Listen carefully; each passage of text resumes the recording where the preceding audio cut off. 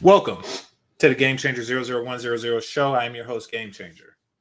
So, um, I wanted to stay away from what's going on in LA because channel is not about politics. It is not about politics. It is not about politics. But I just want to touch on it for a bit, and maybe I'll put this on members only because it's not that it's something that's wearing on my heart, but I just have an opinion on it, and I really wish that Black people were to handle it different. So I'm going to really speak to that regard right now. Hit that like button. I know it's impromptu. I know I didn't give y'all a chance to come through, so I may leave this up for like a day before I put this on members only.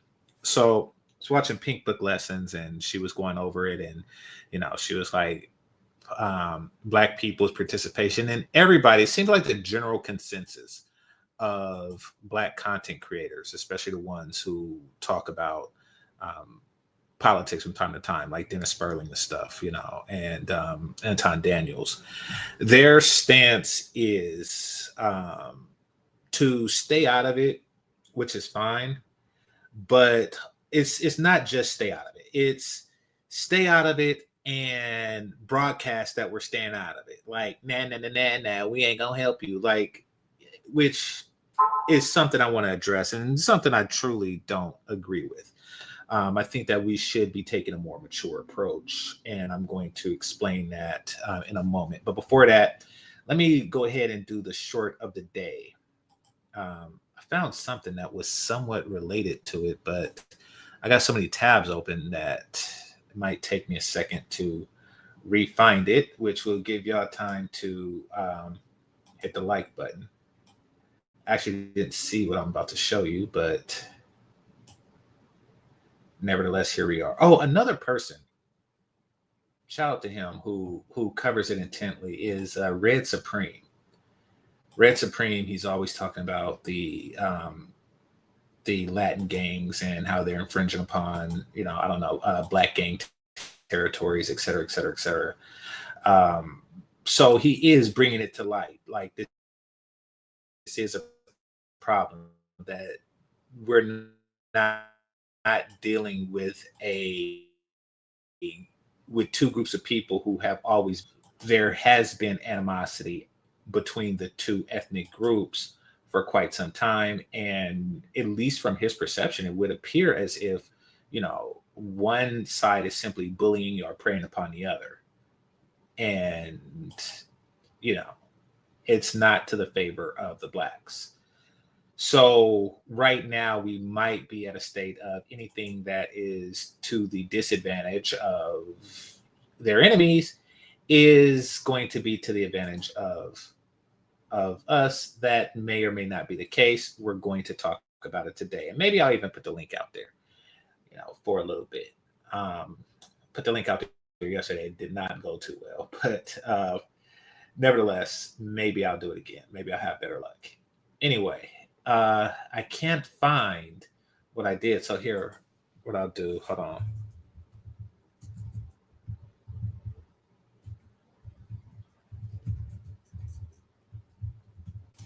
All right, here, I'm going to,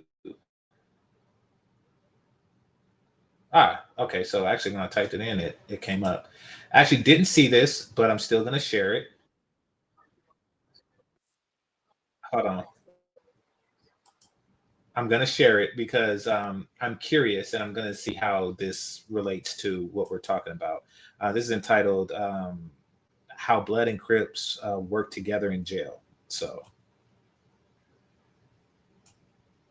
and I'm going to assume that it's to combat a greater threat, because these are two groups of people who, for whatever reason, historically don't get along. All right. So, share screen.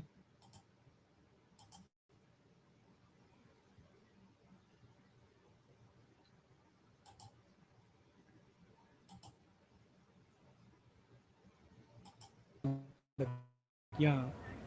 Man, Yeah, I've been yeah, first thank you. Yeah, I've been incarcerated since I was 6. I grew up as a blood.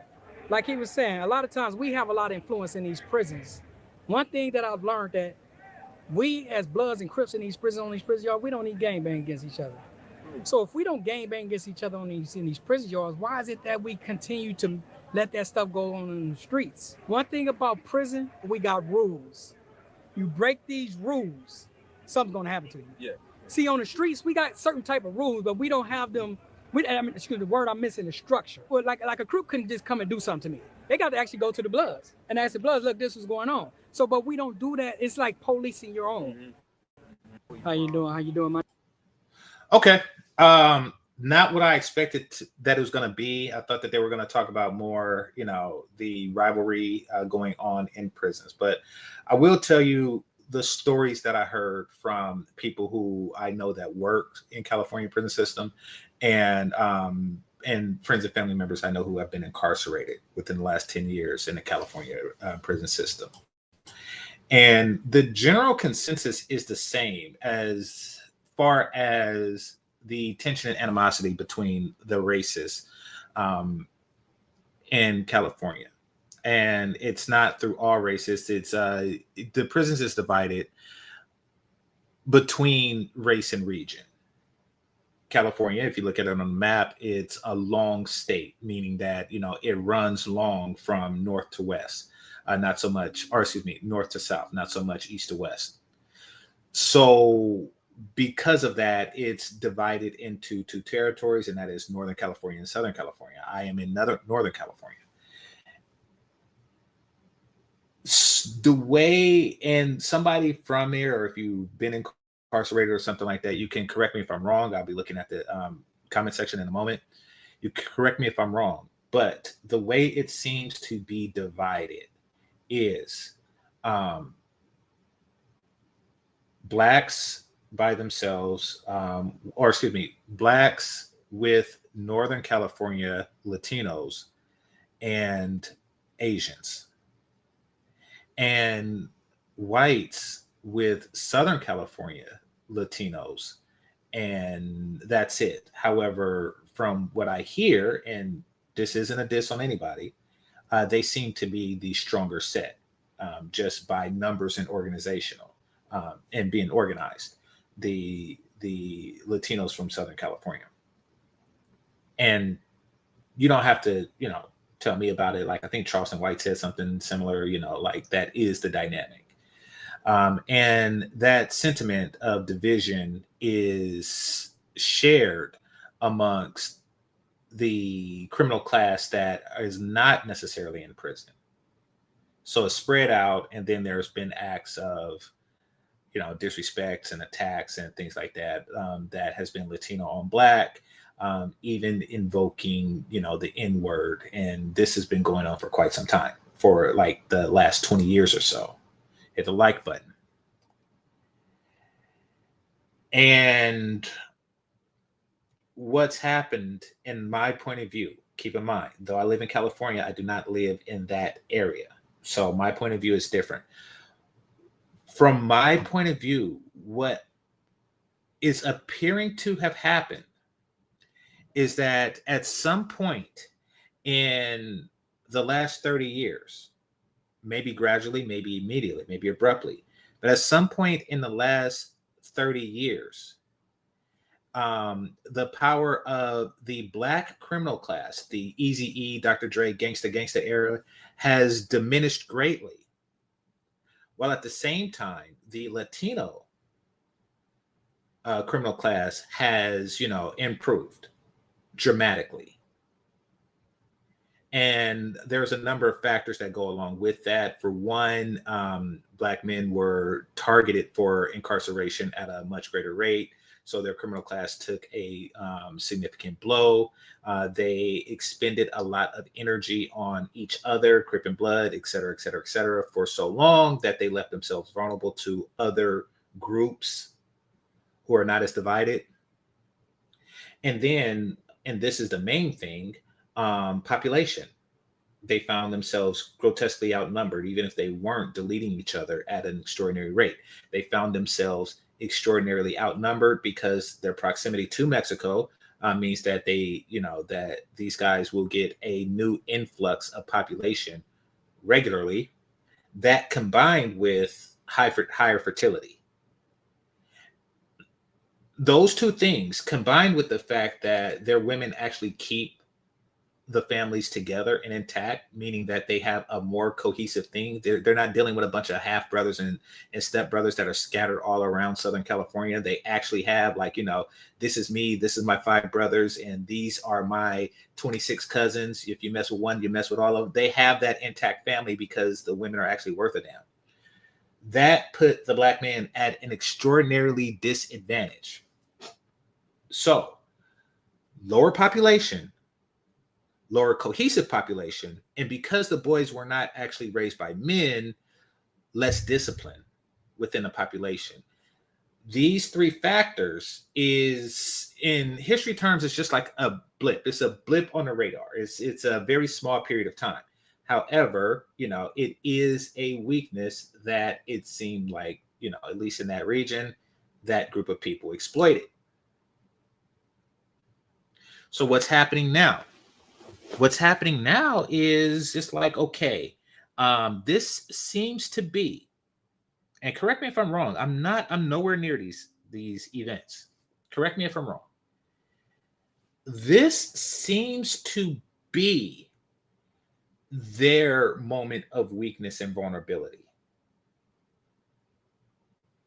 And what it seems like a lot of Black people are doing, especially the content creators, they're looking at this like, oh, I'm going to pounce now. I wouldn't recommend doing that.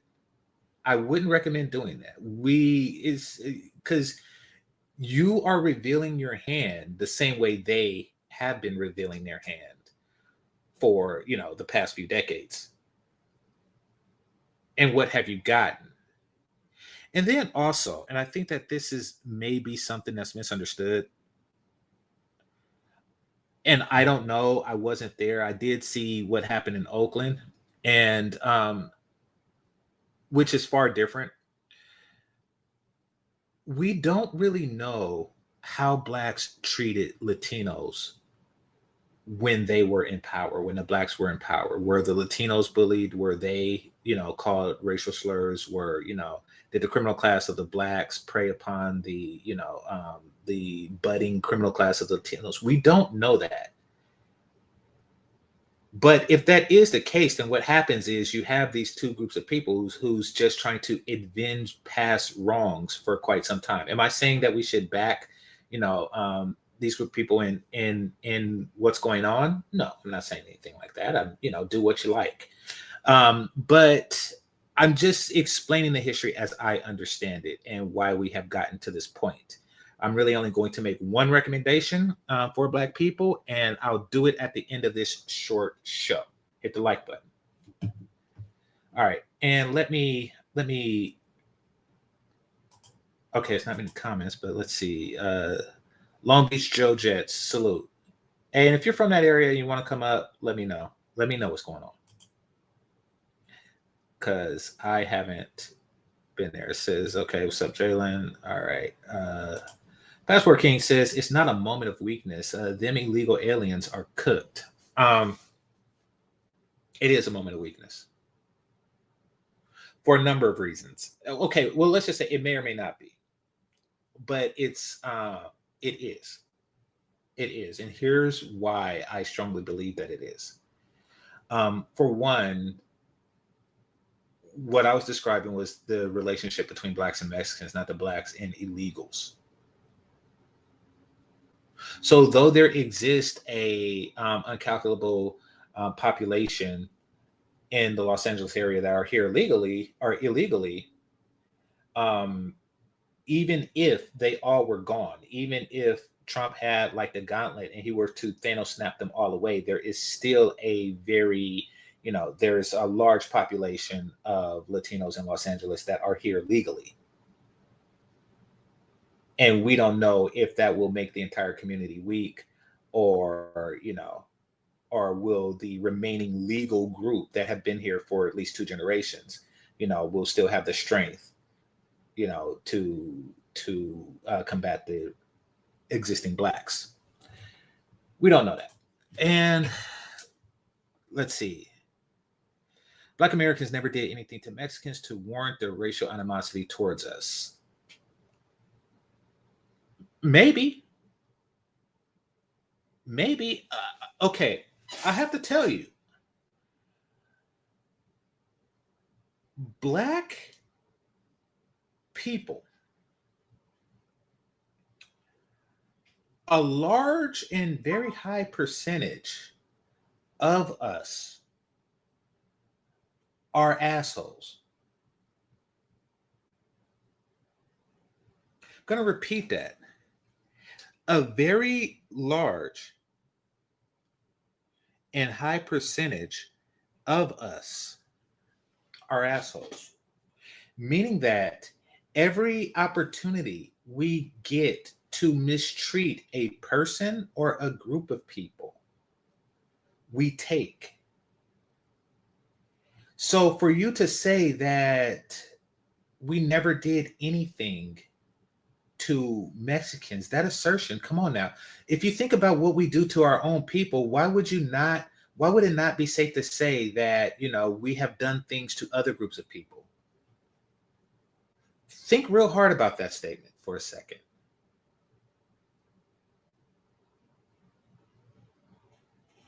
And then, I've heard the stories, of what happened to people who were not affiliated in prisons,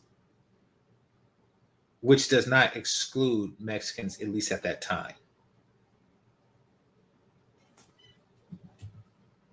I'm not saying that they did. I'm saying that we don't know. The only way it's not a moment of weakness is if those illegal aliens can overthrow our government. And once again, this is about the existing population, not the illegal population. There's it's two different things. Okay, if we did commit any wrong against Mexicans, that would be on the news and used as justification to enact greater oppression of us. The news, especially at the time, because the internet wasn't interneting at the time. The news pretty much played what they wanted to. It pretty much played what they wanted to. That's what they did. And to be honest, and this is from me living in California, at the time, you would think that Mexicans and Asian people didn't exist in California. They were never on the news. Like, what the news was doing at the time, and when I say at the time, I'm talking about the Ice Cube, Easy time, the 90s. What the news was talking about was why white people should fear blackness and why blackness should fear white people. That was really like 100% of what they were talking about. Latinos and Asians did not exist. We knew that they existed, but they did not exist on the news. Are you for real? I'm giving my perception. I'm not saying that anybody deserved anything, nor am I making any definitive statements about the gang relations in an area that I did not grow up in. I'm not, because I don't know. I'm just making my speculations. I'm in my 40s, so I at least seen the time, and I can say that we're not dealing with nice people. At least at that time, we weren't.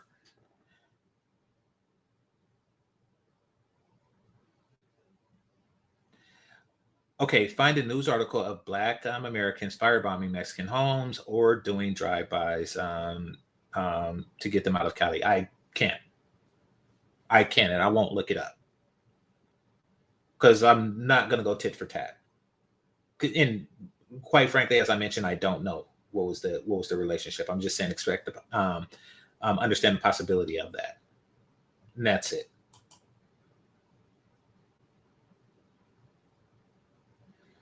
I've heard about that, yes, and we're definitely going to talk about that. It says Latino gangs have greenlit on Black citizens in the early 2000s. We're going to talk about that. even before the 2000s, going back to the 90s. I didn't know it was going back to the 90s, but okay. All right. So the general consensus is they're assholes and they have it coming. Okay. Okay. Let's go into the Pink Book Lesson article where you talk about that, and I'll give y'all more time to comment and stuff like that. So here, give me a second. And once again, don't get it twisted. Don't think that I'm unempathetic or I think that Black gangs had anything coming to them. Because for one, I'm not an advocate of sins of your father or anything like that. Especially in the instance that we don't even know if the father's committed sins. It could be that the Serenios are just simply racist assholes. And they learned how to be that from the ABs in prison. Like it could be something as simple as that. You know, the same group of people whose families voted for their deporter. It could be something as simple as that. Who knows? But it's not going to change the conclusion thus far. And if y'all want to come up, let me know. Especially if you're from that region. But let's see. Oh, crap. That's nasty. So MTR has a video about that's entitled "Trans Woman Shames Men Who Won't Date Them." Shouldn't shame anybody for not being interested in you. But maybe that's another topic for another time.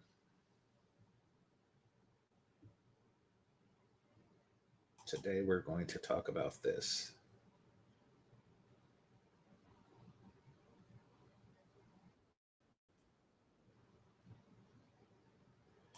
I didn't watch the whole thing, but watched like half of it.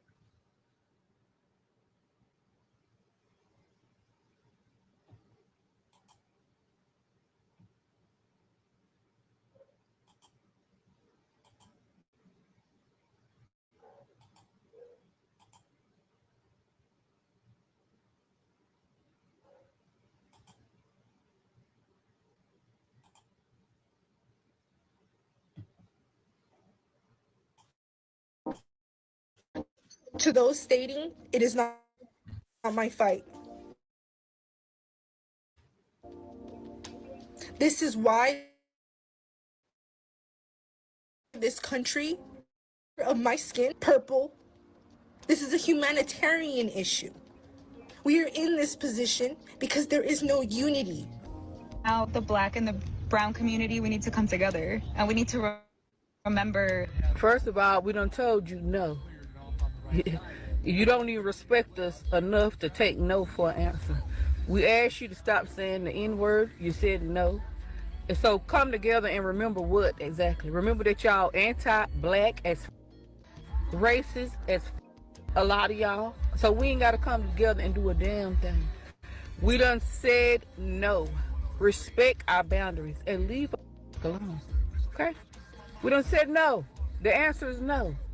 When y'all come here, y'all want to align with whiteness. You love whiteness. You glorify whiteness and demonize Blackness. So you need to make videos and ask white Americans to join with you. Because that's who you love so much, right? That's who you kiss. That's who boots you lick. So why the hell y'all not calling on them? Why are y'all calling on Black people? Y'all always wanting to use Black Americans. You want us to come out there and get the hell beat out of us for your racist, anti-Black. It ain't happening. We said no. Period. I just feel like if you could come here and riot another country's government, another country's laws, tear down that country's cities all the time, all the while you're waving your flag, the flag of a country you're fleeing from, why not go back to that country and do the same thing to y'all government? Why not go and riot and burn down y'all cities to protest y'all own government for having to flee that country? Why come to a city, a country that y'all fleeing from and burn it down because of our laws, when the same thing y'all doing here to our have to flee from? Bro, you came here. Okay, I'm gonna pause right there for a second. Okay. Um, they bring up valid points. I didn't really pay it any mind or any attention because, especially on Cinco de Mayo or other Mexican holidays, they do wave their flag. In it's in celebration of their culture. I really didn't think much of it, and I still don't. But it is really not helping with their PR to do that. It's not. Like the people who are on the fence on the issue, you're not helping when you do stuff like that. Just saying.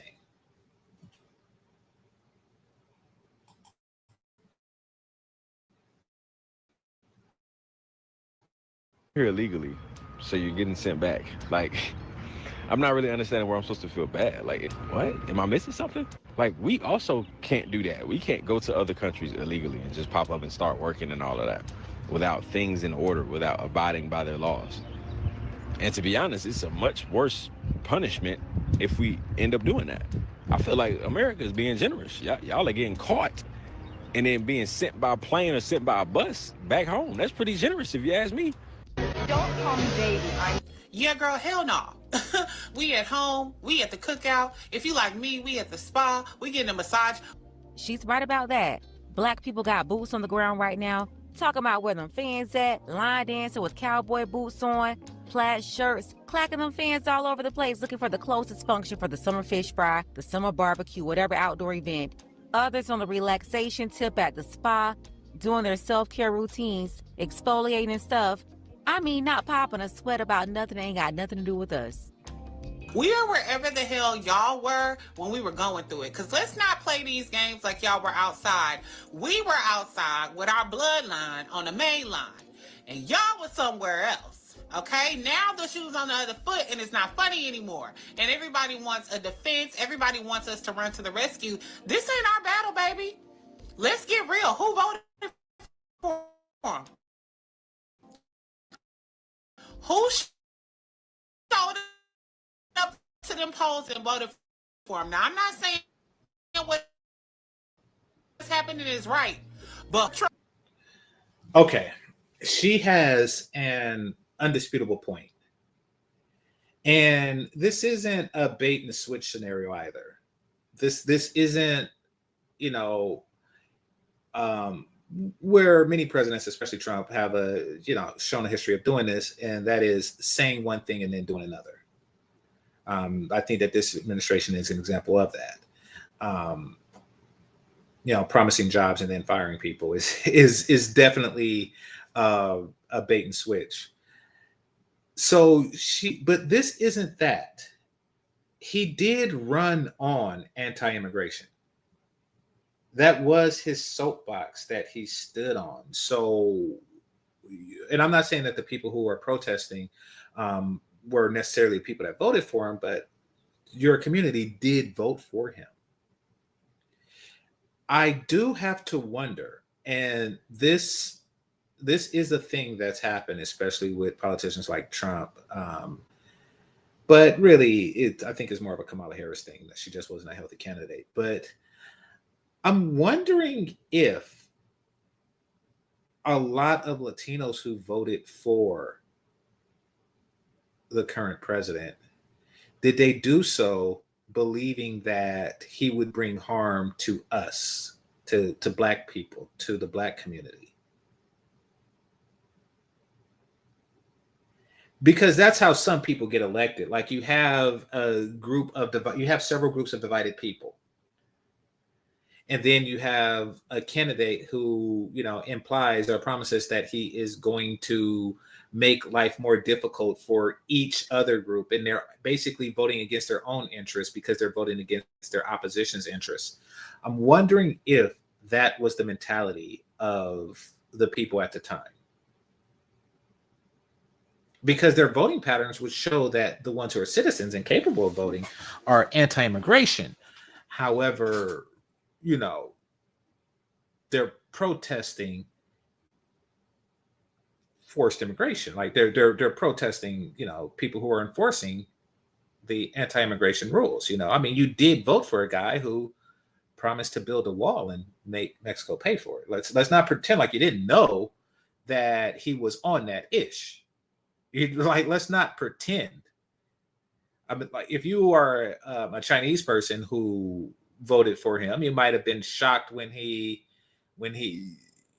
tried to kick you out of Harvard or kick your family members out of Harvard. You might have been shocked then because he didn't really say anything about that. But y'all really can't plead ignorance on this one. So it is a bit of a head scratcher. I have to say that.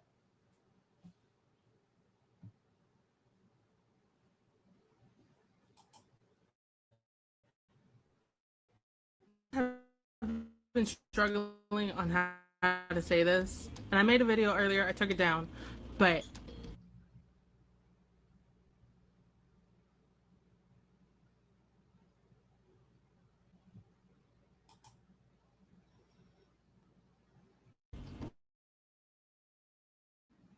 y'all are focusing on the wrong people. Why don't black people focusing on us and ourselves to survive through this? What y'all need to be focused on instead of, well, why aren't black people actively protesting and doing all the things that they usually do? One, because we told you we're not going to do that anymore. Okay, we told you. Y'all didn't listen.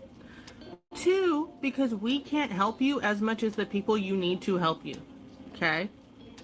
You need white people. You're focusing on black people, you need to focus on white people. You need to get their attention, their compassion, their empathy, their social and political power. You're focused on the wrong people. You're focused on the wrong demographic. Black people don't make up the vast majority of this country. We don't make up the vast majority of politicians. We are not in the White House. I'm telling you, you need to focus on white people and getting them to actively care and campaign and protest in your name, in your favor, and leave black people alone. And see, the reason why they're focusing on black people. Okay. I'm going to answer that. The reason why I think that they're focusing on black people is because black people have become the face of protests. And particularly black women, have become the face of protests, have become the face of DEI, have become the face of wokeness, have become the face of all of this, which is why we get the brunt of pushback against people who are against such things. But we become the face of all this, meaning that, when we protest and stuff like that, just like the BLM thing, it was heard in England. It was heard all over the world. We have taken a lot of heat for that. While other groups, primarily the Asian American groups, they have gained prosperity in silence. What little gains we did gain, was due to protests, which aren't silent; they're loud. Like the Civil Rights Act. We gained that through protest and getting bit in the ass by a German Shepherd and fire hose and all that. We actually got the hose, and everybody got to sit where they please on the bus. So yeah, they know that we have laid the foundation of doing this. And now it does seem like, at least the ones who are saying, like, hey, we know that that you have the ability to encourage white people to protest, the white liberals, the white woke people. We know from past experience that you weren't marching alone when you marched on Washington. It was white people there. It was during the Black Panther era. There were white people there. We know that you have the ear of the people who can actually affect change in this regard.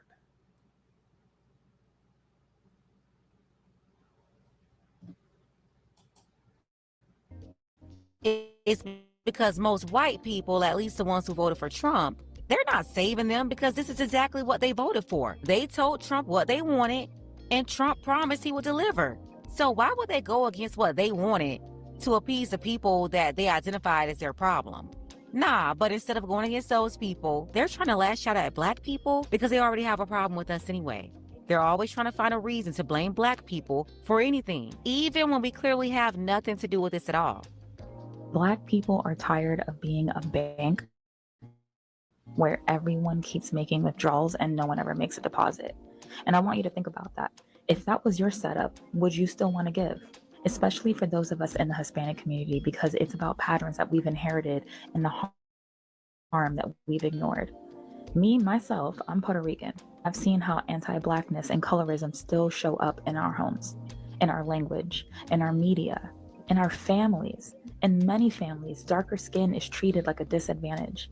When solidarity is needed, hesitation shows what's been internalized, and too many of us were raised to believe that aligning with Blackness meant losing something: safety, opportunity, acceptance.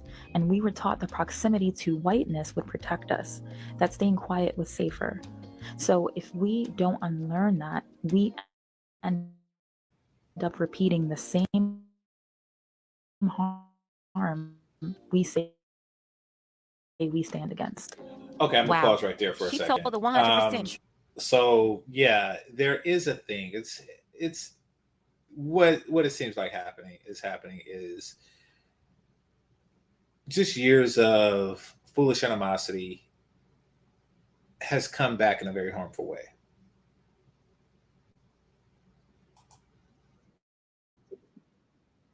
So disengagement is not okay.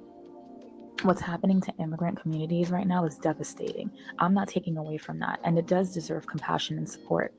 But a good portion of that fear didn't come from distant forces, and it came from within our own communities. I've spoken out because I've watched people I know support systems that were never created for us to begin with. Systems that weren't designed to protect us, only to use us when it's convenient. So while I've raised my voice, I also know too many that have stayed silent, or worse, they chose power. We don't get to ask for empathy if we're unwilling to confront the harm our silence helped protect. And contrary to popular opinion, holding each other accountable isn't betrayal. It's how we begin to heal. So to the Black women and men that are saying we've poured into everybody and got nothing back, you're not wrong. You've carried movements, you've carried communities, you've carried generations without rest, without complaint. Exactly, because these people wouldn't even be over here if it wasn't for us. None of them. They use the laws meant for us for their own advantage. And yes, we helped them in the past, but over the years, they threw us under the bus time and time again whenever they got a chance. That's why Black people need to just mind your business and let these people handle their own business. Without question. And we cannot undo the silence that already has happened, but we can take responsibility for what happens next. I think people are not realizing we have way more similarities than differences, and we have more power together than we do apart. So look to your Black brother or sister, look at them and say thank you, and I see you.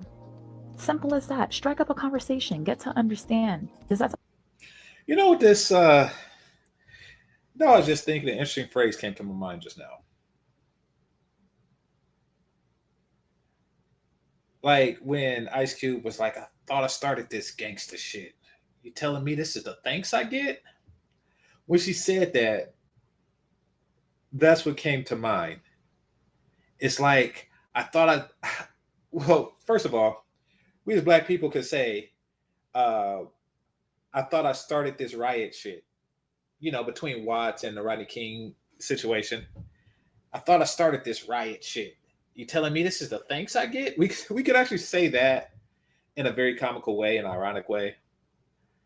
And we could also say, I thought I started this protest shit, But yeah, there was like generations that went of Blacks who thanklessly fought for the rights of others, through riot rallies, protests, et cetera, et cetera, et cetera.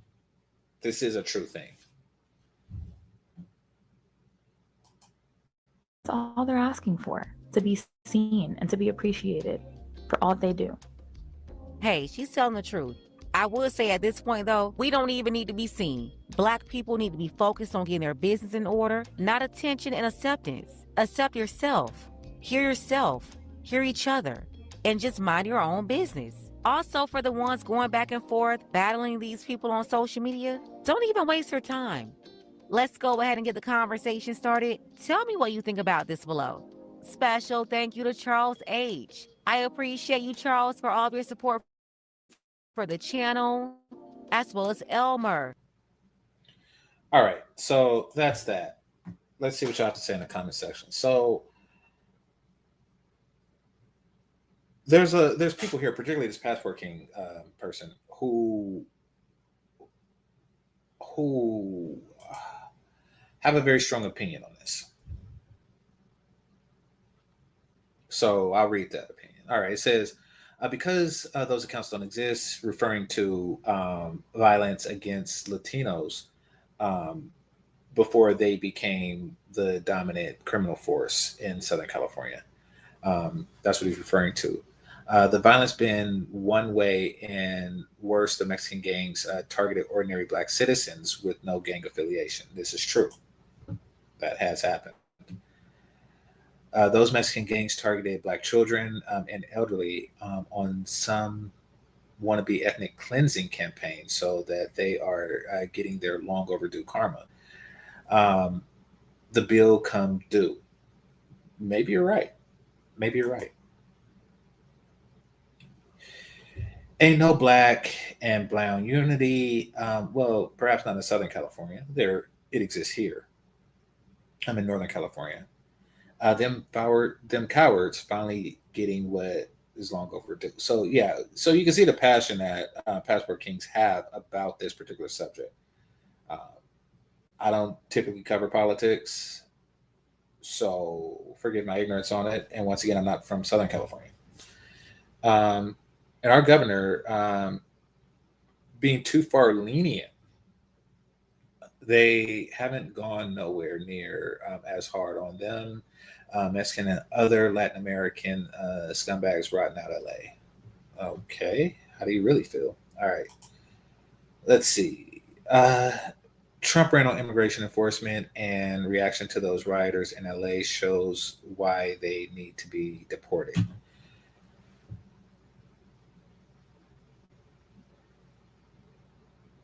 That's a tough one from a philosophical standpoint. I don't know if a reaction justifies the initial reaction that they're reacting to. For example, somebody punched me and I punched them back, and then they say, "Look, you see, that's the reason that I punched him, because he's violent."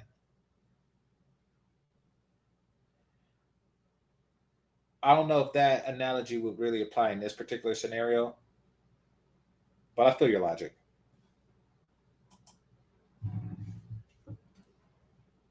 No, Biden was terrible and Kamala Harris seemed worse. Okay. I'm not going to go deep into politics. All right. It says those other non-white / non-Black groups thought they had honorary whiteness. Welp, FAFO. I don't know what that is, but I get your point. Yeah.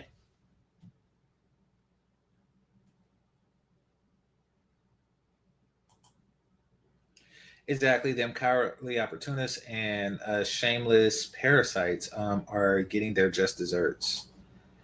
All right. And they keep that kumbaya excitement. It's too late. Okay. Why would any Black person help illegal aliens? Replace them in the voting block. You're talking about the local voting block?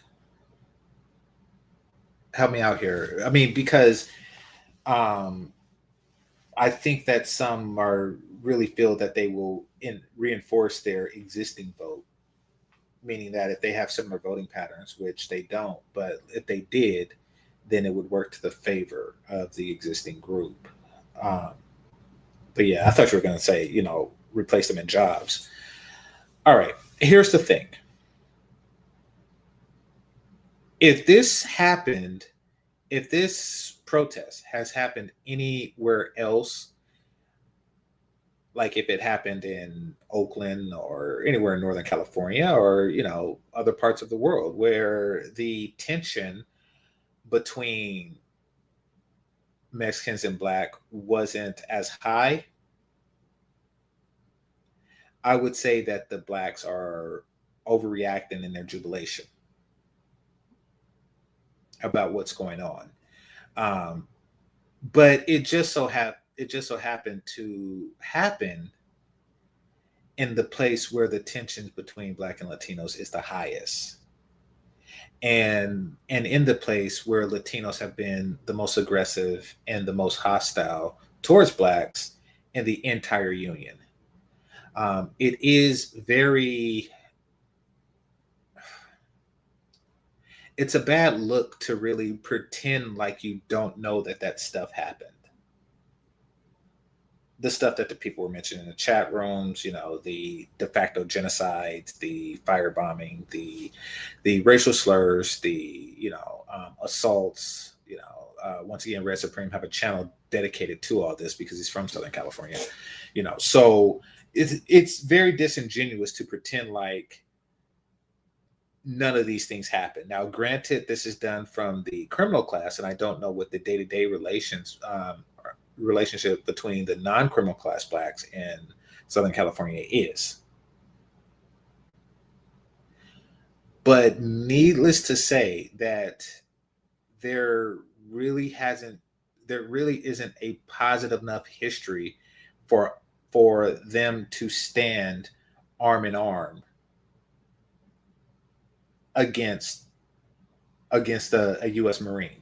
There really isn't that. And it's okay for black people to feel that way because it's the same. It's not like this is the first rodeo. I mean, you know, it's not like there was a huge, you know, it's not like they were our bannermen. Shout out to Game of Thrones. It's not like they were our bannermen during the Rodney King, you know, and I was alive for that. I mean, you know, it wasn't, you know, it wasn't like they were like locking arms with us back then.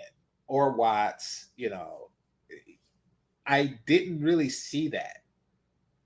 So yeah, it's not okay. Here's what's going on. I think that blacks in Los Angeles can definitively say that we're not friends on a collective basis. And we at best we're just cordial towards each other, but we're not friends. And that sentiment is why you are not going to get the response from the collective black community that you want. I'm not even going to say need, but you definitely want it right now. Now, my message to black people on this: if you're going to stay out of it, then stay out of it. There's no reason and there's really no gain to just stay out of it. Like or to announce or to advertise or to try to get others to stay out of it. What you're doing is you're really just in a very real way you're counter protesting. And what do you have to gain from that? Like, what's the up in that? What's the, you know, like, what's the cheering of their hardship going to get you as a people? For example, right? Let's just say, like, during the whole George Floyd era and all the BLM era, let's just say there was a group of non-white Americans who were cheering on, you know, who was on the side of the government, the authorities, whatever, you know, and they probably were, but let's just say that they were vocal about it. Well, then when the smoke clears, they showed their hand. What's the game? Like, what's the game? Why show your hand? It's great that you feel this way, I guess, but if you feel this way, then just feel this way. Like, oh, okay, this is what's happening to them, and I'm going to stay out of it. Move in silence, vote with your feet. All right, let's see. I feel that. Keep it low key. Exactly. Like, do what you like, but there's no reason to broadcast. Other groups of people have become very prosperous by keeping it low key. Take the Asian American community. Maybe not as in much numbers. In fact, definitely not in large numbers, but they were here. They were here doing the, German Shepherd biting the ass, the Bussins, the Black Panther. They were here. And what did they do? They just sold us sodas on the corner stores and went to Harvard. They may have had one opinion or another. They could have been on the side of the German Shepherds, in their home saying, bite that nigger, bite him. They could have been doing that. Or they could have been like, hey, if they get civil rights, we get civil rights. We don't know because they don't show. And here they are, the highest earning demographic next to Nigerians in this country, because they just stayed out of it. And so if you're going to stay out of it, which is not protesting, then stay out of it. Don't protest protesting. I protest that I'm not going to protest. Don't do that. If they're going to hate, then let them hate and watch your money pile up. That's it. That's all. And that's why I'm going to put this on private after like a day and not talk about this crap again. Like, okay, if they're going to hate, let them hate. If they're going to, loot their businesses, then, open up your own. That's what they did when we rioted. But I tell you what they didn't do. I mean, during the King era and during the Watts era, and that is they didn't pick a side and announce their side as loudly as possible. There's strength in silence. And I know that Black people, Black Americans, have never really gained strength from silence. In our history, our strength have come from our achievements and our warrior prowess. That's how we got our freedom, for example, our blanket freedom. The Civil War was not a silent thing. Neither was our actions in it. The Civil Rights Movement was not a silent thing. So I get why we don't have a history of understanding the strength in silence, but we can see it in other groups. You fall asleep. If you fell asleep somewhere in the 90s and you woke up today, the first thing you say is, where did all these Mexicans come from? Because they were silent. They were silent and they kept their families intact, and they grew their population as well as brought over others.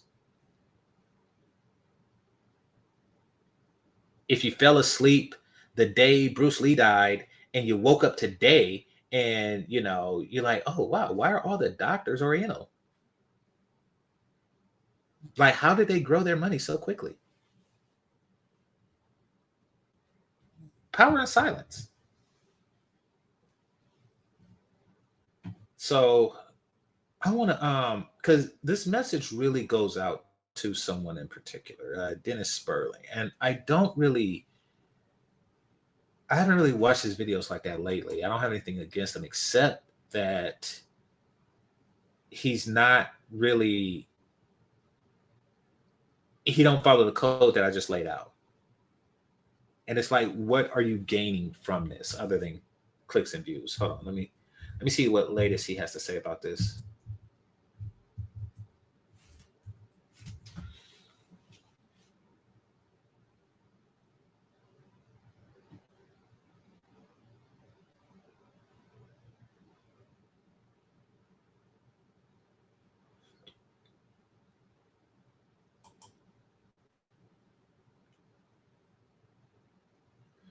so I can give a proper critique. All right, hit the like button, people.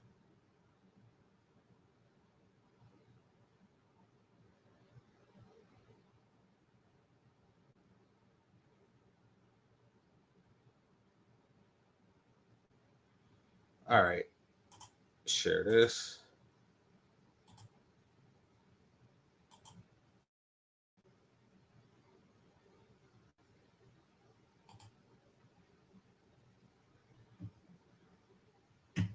Okay. When immigrants mock their own rescue, we try to warn you. Ice, ice, baby. When immigrants mock their own rescue, we try to warn you. Okay. Um, Lock up for life. Immigration hits the Jim Crow jackpot. Black Americans fought for you. Now Latinos can fight for yourselves. Immigrants must feel our pain. Let them suffer. Okay. Is stuff like that really necessary?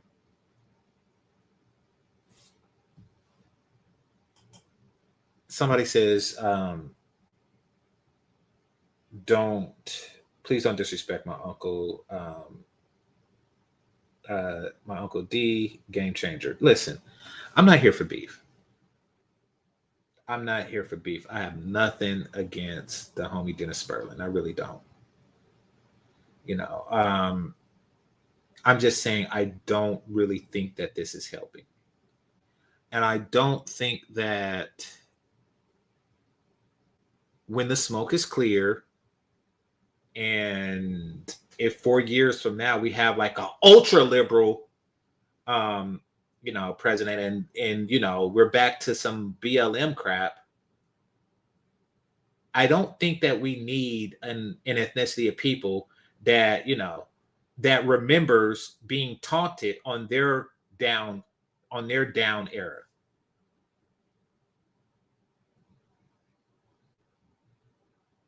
That's what I'm saying. Right. Okay. Here's what I'm getting at. Here's what I'm getting at to bring it all to perspective. I don't want history showing us kicking people when they're down.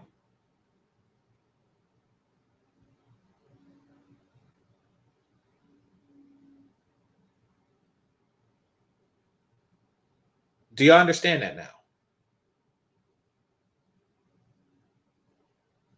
I don't want history showing us kicking them while they are down.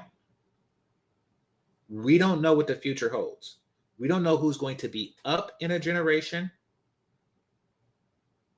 or who's going to be down in a generation. We don't know that. I will say that, not knowing that, be careful. History is watching.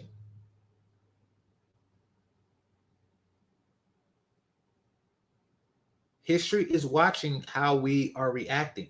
And history watched how, okay, put it like this. What if history showed them kicking us when we were down? What if history showed them during the Rodney King riots, with Mexican newspapers with headlines like this: Blacks must feel our pain, let them suffer. What if they said that about Rodney King? You see, and then now that they are down, we would have the moral high ground to behave any way we like. Let's not give them the moral high ground. That's all I'm saying. This isn't anything against, Dennis Sperlin. I'm just saying I don't really agree with this. I don't think that this is going to help. Damn it. All right, but maybe I'm wrong. Sometimes titles can be misleading. I haven't watched any of these. Just I don't see like the line at the bottom to show that I watched it. But I mean, I've been seeing that because I'm subscribed. I think I'm subscribed. Yeah, I'm subscribed. So he's gonna come up, and he's been on this for a while.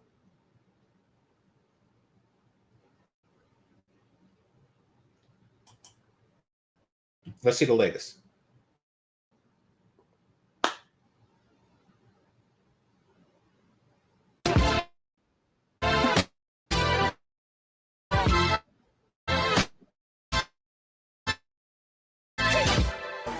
Hey man, I do what I do. You thought being racist, other Latino people and black people was gonna make you appear to be white. You ain't white. I want you to take a moment and read the book, The Factor, The Rise of the Latino Far Right and What It Means for America. All of this is happening because of your uneducated and misinformed vote. Well, she said what she said. You know, and so my thing is this, fam. It is what it is now. Let's listen to this. Y'all make sure y'all hit the number one button. Let's keep on rolling. This is like so crazy. I'm at my son's school this evening and picking him up from after school, right? So I'm sitting. Now, this young lady right here, you clearly see she's compassionate. Look, we're angry. We don't like to see it happening. We're compassionate, loving people. Black people are some of the most accepting, loving people on the planet. We don't want to see people going through what we had to go through. But, you know, we warned y'all. And on top of that, y'all practice some anti-Black racism, not just amongst your own darker skinned folk in your family, but you also. Okay. I will say this, and this is to JM. His titles is a lot more inflammatory than his content, which is a good thing. I should say it's a lot more provocative than his content. So I will give that. As I stated, and as I've proven, I haven't watched it. Yeah, I look at the titles and I'm like, damn, dude, you're not helping. You know, this is our opportunity to show that we can be bigger people, to let history know that we can be bigger people. But book cover, all that jazz. All right. Also against us. And so what do you expect us to do? Come to your aid? And you've come together and done things that are not good for. Keep listening. In the office and I see a little boy, like maybe like 8 or 9, a little Spanish boy. So I guess they have been trying to get in touch with his parents and calling them, and you know, no one's picking up, and no one came to pick him up from school, from after school. And next thing you know, they're steady calling people, steady trying to get in touch, and they then asked him like, hey, do you know you have a cousin or an aunt, an uncle, anybody? So he's like, no. So they went to the back. I guess all the people in the office went to the back to go talk, and then they came back out and they asked him to come to the back. So the little boy goes to the back, and then he comes back out, and then I saw the lady in the office try to call, I guess again, his parents. Nobody answered. So maybe about 5 minutes later, y'all, these people walked into school and came and got that little boy. Like, that was insane. Like, they literally came in there in the office and got the little boy and walked out. And the little boy was crying. Like I literally cried. Like, this was so crazy. And I'm so glad that, it wasn't no other kids around to see this and witness this, because, like, that was crazy. Like, oh my God. People, it's really going down, y'all. $1 billion in debt. $1 billion in debt. $1 billion in debt. On purpose illegal immigrants. They don't get to kick us out. They don't get the engineer. A bunch of illegal immigrants. We have stealing our. I want you guys to understand something. I'm gonna take a quick. Okay. I do remember the pre-election, atmosphere, and I would have to give a definitive yes as far as the Biden administration and the subsequent governors and senators. They did allow immigration, legal or otherwise, to take root in a way that upset the general population, the native population. The natives were restless, and quite frankly, in many cases, the non-natives were hostile. that went a long way towards the results of the election, of last November's election. So yeah, and stuff like this don't really help. The policies that they had there in Chicago didn't really help. Break, because I want to chime in on this, and we're about to really get into this real deep. So Chicago, Detroit, some of these cities in the Midwest, Ohio, those are cities that have Black people that immigrated from the South. Oakland, some parts of Los Angeles now. LA is kind of, emptying out, not a lot of Black people, but New York, Philadelphia, and the East Coast, that has a lot of people confused. A lot of you all think that's Black culture. The truth is those are Caribbeans and those are Africans. They are not foundational Black Americans. Shout out to the FBA. Somebody type FBA in the chat room. This lady's from Chicago. Our people have been in Chicago for 100 years, easy. You understand what I'm saying? And we do not identify with immigrants. Africans, Caribbeans identify more so with immigrant culture than they do Black American culture, foundational Black American culture. So there's a big difference. Part of the reason that the immigrant Blacks don't like us is because we see them as they want to be seen, immigrants. We like to see them as Black, but then they hold themselves out as immigrant. They get benefits from being an immigrant. Okay, so be it. So this lady is basically telling you from the perspective of a foundational Black American woman who's lived here for centuries, whose family can trace their roots back to slavery in Arkansas and Mississippi and Alabama and all the rest of the states in the American South. And she said, we've been here and you using our money. And they talking to Mayor Johnson right now. You're using our money. It got us in debt to save these people. And she's voicing the rage that she has. Y'all stealing our money. You stealing. You stealing. You damn thieves. No, thank you. Hold on, let me ask you. Can you help me with the solution you'd like to see me do? Surely, I can help you with the solution. I can give you I give you one simple answer. With this brother. Send them back. That's the only solution. Yeah. He looked like Charles Dutton. Shaped like him too. One of those round, bald people with no neck.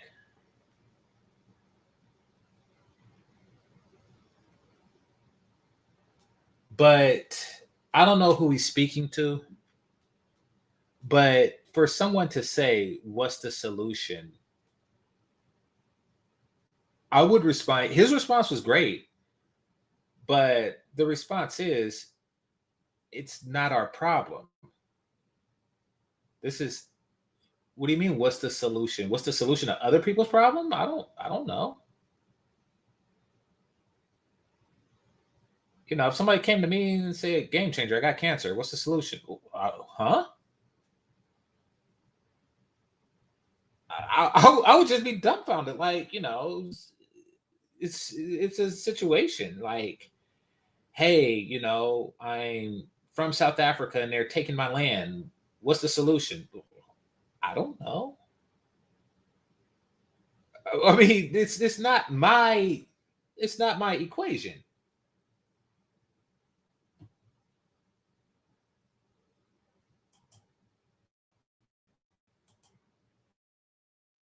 They will surpass us.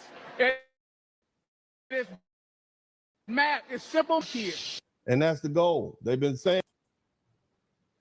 Okay. Now, I like that he brought up this point. Shout out to Dennis Sperling. I haven't seen this, so I don't know what his response is going to be. I'm going to get mine first, see if it matches. But yeah, he definitely has a point. We have a fertility issue, as I brought up on my last show. Members can see my last show. We have a fertility issue in Black America, because for a number of reasons, Black women and Black men don't get along. And far too many Black women are too fat and ugly for men to even want to breed with them. So it is a problem, our low fertility, and we are going to get overtaken by groups with high fertility.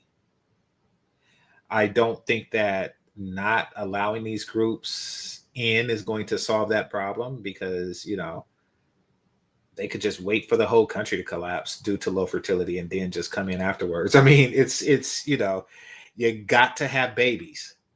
You got to have babies. Or else you're gonna find yourself behind the 8 ball. Or behind the Corona. Or behind the Slurpee.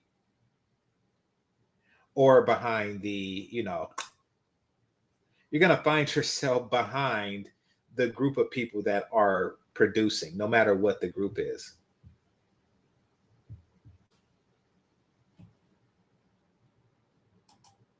And that we're the biggest minority, probably not after the next 12 years. Okay, probably not. Let's keep going. And the black community. Man, the elders are not holding back. You hear me? They are not holding back. An absolute disgrace to me. Women are crying. Taxes are going up. What am I going to do with my children? Where are we going to go and live? This is because of you, Brandon Johnson. You're destroying the south side of Chicago with your policy, all under the Democratic Party. You are a disgrace. That man's approval rate is at 13%. The reason why I'm not for the sanctuary city is because people have waited years to come in here legally. I don't know what a sanctuary city is in depth.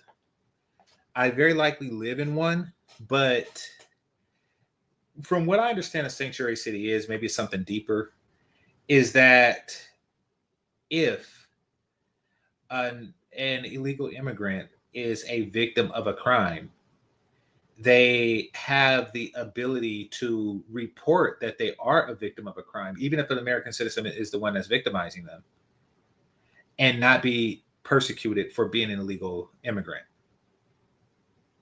That's how I understand it. That's not, and that's definitely not something I'm against, if that's the entirety of it.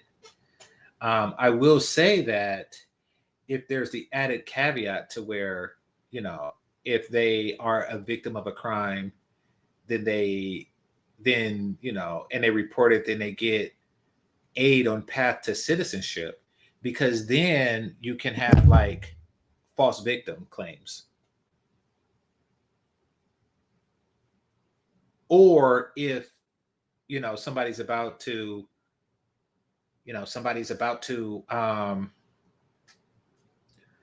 get deported, but then they say, oh no, wait. He slapped my kids. And they point to you. And then next thing, you know, like, so it could have that effect. And by the way, if you didn't do it.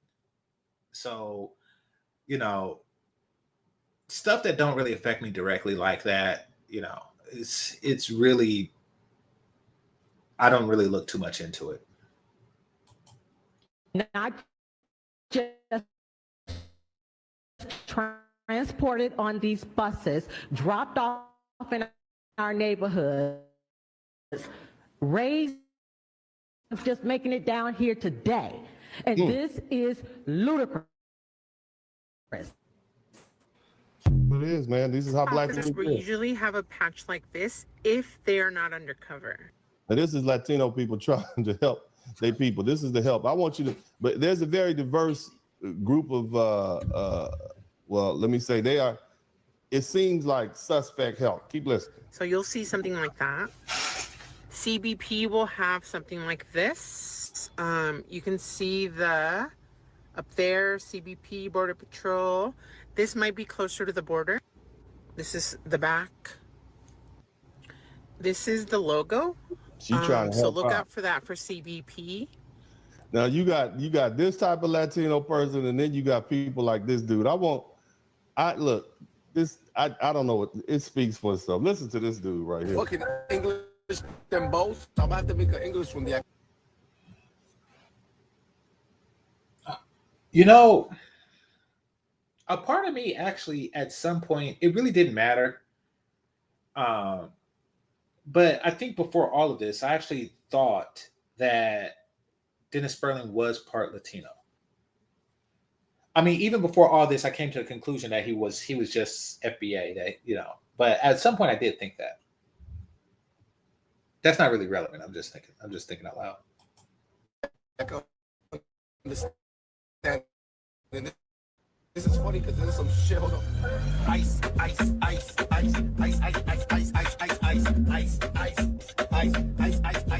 Immigration. Open the door, I'm getting impatient. I don't give a fuck if you're Dominican or Haitian. This shit is lit. Y'all niggas back in shit. I don't give a fuck if you deported, suck my dick. You out of here. I don't give a fuck. Donald Trump said, pack him up, nigga, it's up. Niggas tight, got mad. Oh my god, they gonna deport your dad. Oh, ice. Oh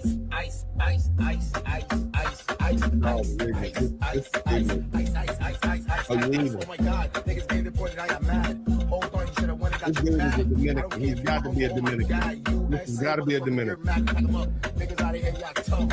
Yeah, right. Y'all niggas out of luck. I said we do this on the daily. I don't give a fuck if you got a mama, got a baby. Ice. Boy, wrong, dog. You wrong. Man, you wrong, bro. I don't know what he's saying. I'm really waiting for this to be over and get Dennis Sperling's response to it. This is one of those, like, please don't let me listen to your music. Like these acapella freestylers who try to create their own hook I'll just say whatever it is he's singing sounds like complete and total utter garbage. And I can barely understand them.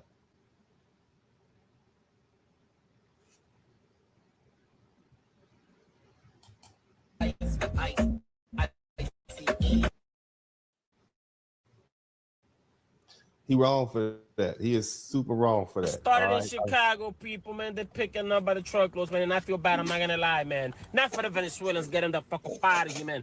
I feel bad because these Venezuelans brought heat, man, to other undocumented. I think the common consensus amongst the entire Latin community is that the Venezuelan messed it up for everybody. Immigrants that been here for a long time, minding their business, working, not committing no crimes, not doing nothing wrong. And now they're gonna get lumped in with all these people, man, and they got sent back to Venezuela. Man, you being Mexican from El Salvador, man, and they just send you to Venezuela. But like, you have to leave Venezuela. Be like, man, Trump said you're leaving, bro. So all of y'all going back to Venezuela. But I'm Dominican, you're Venezuelan, bro. But I'm Puerto Rican, bro. We don't give a fuck. Y'all look the same. Nah, that shit is wild, man. This ice race got people shook right now, man. Okay. I'm gonna keep the music out of it, but we got a general understanding of it. And I misjudged Dennis Sperling. I'm gonna say that. I thought that he was on a hate campaign against, Latinos. So, man enough to admit when I'm wrong. His titles suggest something else. Now, that being said, I want to talk about the Venezuelan aspect of it. Venezuela is Venezuelans. From my travels and from my understanding, are really disliked by other South Americans. And I know, we don't really view them differently because, quite frankly, we can't tell the difference, and there's nothing wrong with that. Can't tell the difference. I can't. Just like some people can't tell the difference between a person from China or a person from, Tibet. Like, or Thailand, excuse me. Like, but it's not only is it does it exist, but it's very, very, very obvious. Like okay, I'll give an example. When I was in Colombia and the tour guide, he made it clear that he did not like Venezuelans. Now, the people touring, myself included, are not Venezuelans, but I mean, he made it clear that, and we didn't ask, nobody asked because we weren't even thinking about it. But he made it clear that they're not welcome. He gave a reason that's different than what this guy was saying. And apparently, in their recent history, during I'm an hour and 20 minutes in, so I'll say his name. During the Pablo Escobar era, in fact, it kind of mirrors what's going on with us between Black and Latinos. But during the Pablo Escobar era, Colombia was suffering through whatever he had going on down there, which, we know a little about. We don't know what the day-to-day citizen was suffering through, but he did tell me that what I already suspected, and that is Pablo Escobar was an asshole. And to his own people. And, if you had something that he wanted, including a pretty daughter, he'll just take your shit. His words, not mine, and I don't know if history wrote that, but apparently, he was notorious for just taking from citizens. It wasn't about just, selling cocaine to Americans. It was about, you got something I want, and I got the strength to take it, and there ain't shit you can do about it. So Colombia suffered under, during his time, and many of them fled to the then prosperous Venezuela. Venezuela is an oil nation, and they were very wealthy at the time as a result of it. And apparently, the Venezuelans were assholes to them, to the Colombians, during this era. So now Colombia, has cleaned up, and they become prosperous through tourism and other exports. And Venezuela is now suffering through, a collapsed economy. And now they're the immigrant populations, but people still remember their treatment by the Venezuelans when the shoe was on the other foot. So that's Colombia's issue with them. I've traveled other places. I'm not going to say where, because I don't like places that I go to become tourist spots for passport bro. So I don't announce, I don't bullhorn where I go. The sentiment is very similar. They're tolerated, but they're not really welcome. And this is from casual conversations with South American locals. That has been a general understanding. Now, what he's talking about. What he's talking about is that they're loud. And this is what I was cautioning Black people against. The power of silence. Groups of people have become very prosperous. Non-Black groups of people have become very prosperous in this country by remaining silent, by remaining unseen. You look at the Italian mafia, for example, though we know that they exist, they add to the best of their ability. They work in silence as much as they can. Asian Americans are able to hide in plain sight.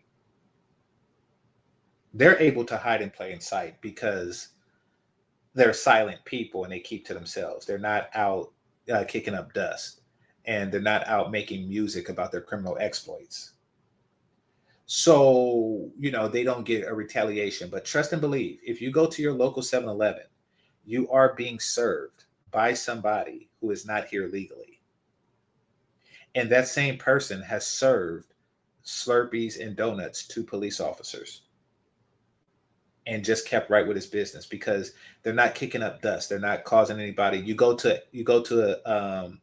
a massage parlor. That China woman is here illegally. But nobody say nothing, nobody do nothing, and that's because they don't, they're not making songs talking about gangsta, So there's power in operating in silence.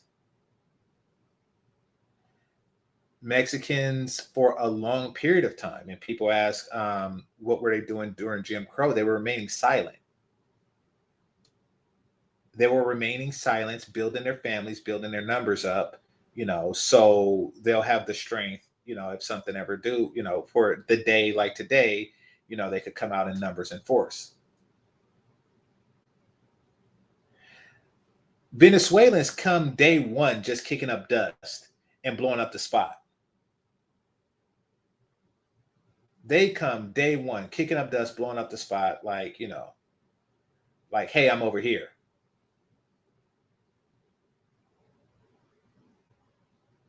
Like, I mean, we just gave them refugee status, at least during the Biden administration. And I mean, and they were already just like taking over apartment buildings, and they was making too much noise.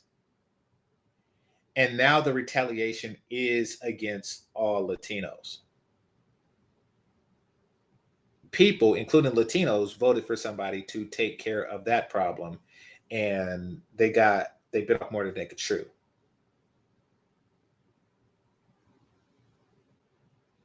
All right, let's read some comments before I go. Like I said, this is going to be a short one. I'm not going to be here for hours. All right. And besides, I got movie night, so I got to attend to that. If you want the link to movie night, go ahead and email me, and I'll send it to you. Minister, salute. Hey, how you doing? As far as that lady's comment about Africans and Caribbeans don't hang with Black Americans, that's a damn lie. Yes, Africans and Caribbeans do relate to Latinos as far as being immigrants. I've hung out with Africans, yes. Yeah.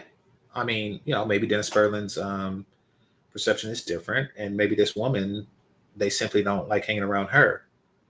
Or maybe African women don't really hang around African American women like that. It's possible, but yeah, I've had African friends.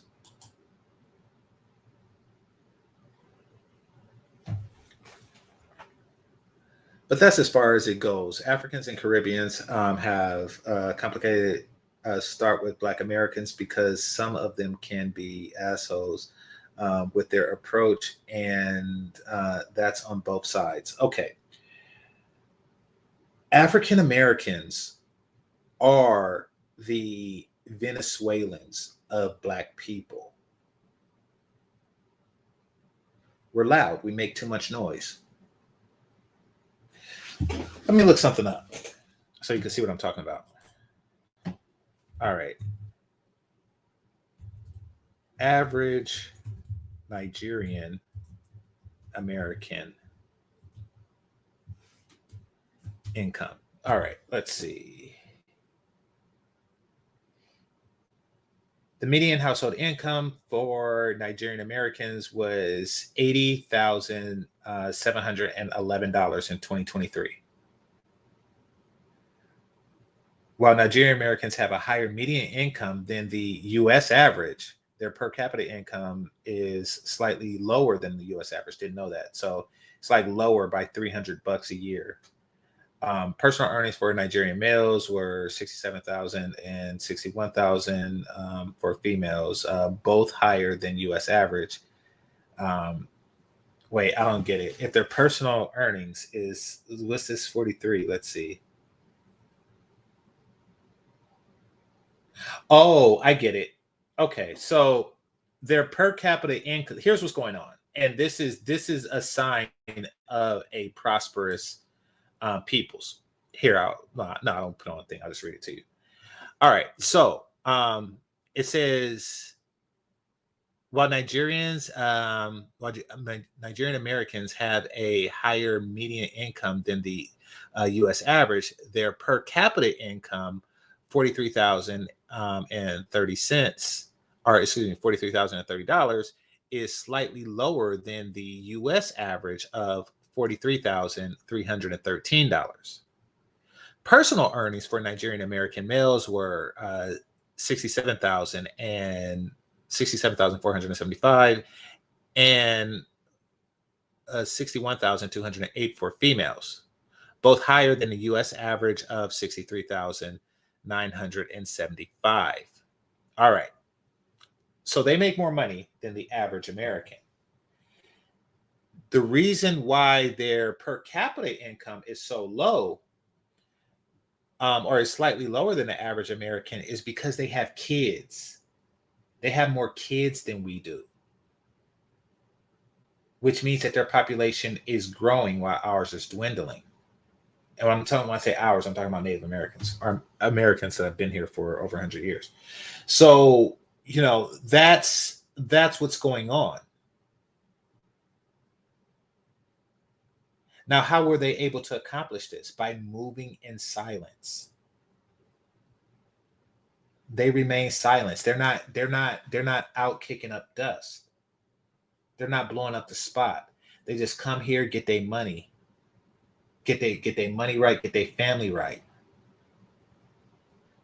and shut up about it, so they're not getting any retaliation by some jealous ass niggas. And when I say niggas, I'm talking about of any race.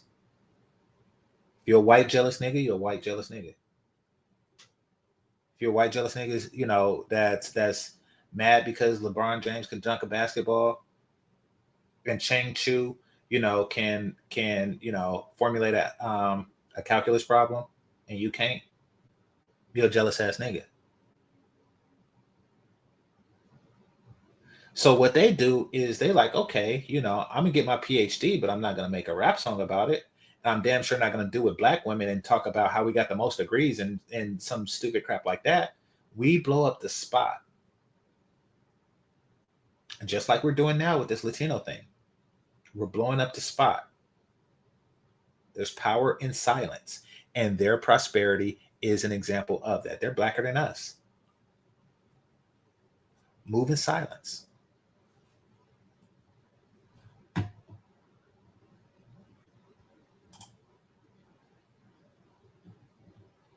Start with making relationships. You need a compatible culture, which we don't have, in order to make relationships. Like we wouldn't have black fatigue wouldn't be a thing. When people say black fatigue, they're not talking about Nigerians. Let's be clear. We have developed a culture, and by we, I'm talking about our women, have developed a culture that is completely repulsive to other culture. That's done by design. They want us to be repulsed by other cultures so that other groups of women cannot take their men. Point blank, period. But that's a whole nother video. Dennis jumped on the FBA trend, so he's no different than Tariq Nasheed. Probably. I don't know enough to speak on it intelligently, so, you may be right. Human Chapter, what's good, GC? What's good, King Picks? All right, so yeah, looks like we're done with that, and I'm gonna get the movie night, and thank everybody for participating. If you want the link to movie night, go ahead and email me. If you want to talk about this, go ahead and email me, and I'll send you the link to movie night, and we can bring it up then. Outside of that, I want to thank everybody that participated, and this is GameChanger 00100. Game over. Peace.